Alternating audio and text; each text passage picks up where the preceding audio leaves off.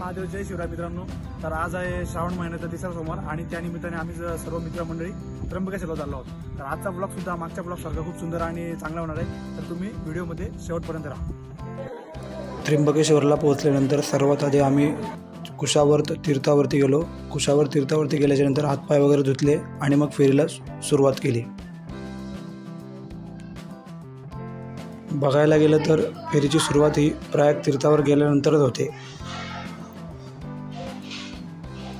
आता आम्ही पुन्हा एकदा पहिली पार्किंगच्या इथे आलो आहोत आणि इथे फराळ करण्यासाठी थांबलो होतो. फराळ वगैरे झालेला आहे आणि आता थोड्या वेळात आम्ही आमच्या पुढच्या प्रवासाला सुरुवात करणार आहोत.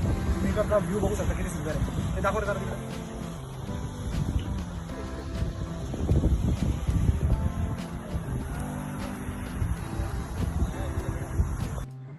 श्रावण फेरी, ज्याला ब्रह्मगिरी परिक्रमा असेही म्हणतात, ही श्रावण महिन्याच्या पवित्र महिन्यात महाराष्ट्रातील त्र्यंबकेश्वर जवळील ब्रह्मगिरी पर्वताभोवती केली जाणारी एक धार्मिक प्रदक्षिणा आहे.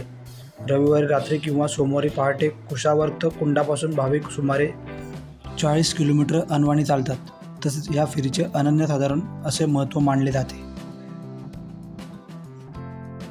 तसेच श्रावण महिन्याच्या तिसऱ्या सोमवारी श्रावण फेरीला जास्तीत जास्त गर्दी होते.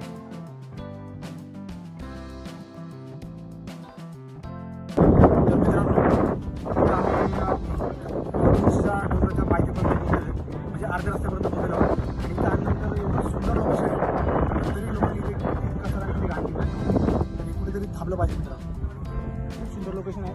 पण लोक इथे येतात, बाटल्या वगैरे पिशव्या वगैरे सगळे इथे टाकतात. पण असं नका करत जाऊ मित्रांनो. या निसर्गाचा खूप त्रास होतो. निसर्गात जास्तीत जास्त स्वच्छता करत आहे.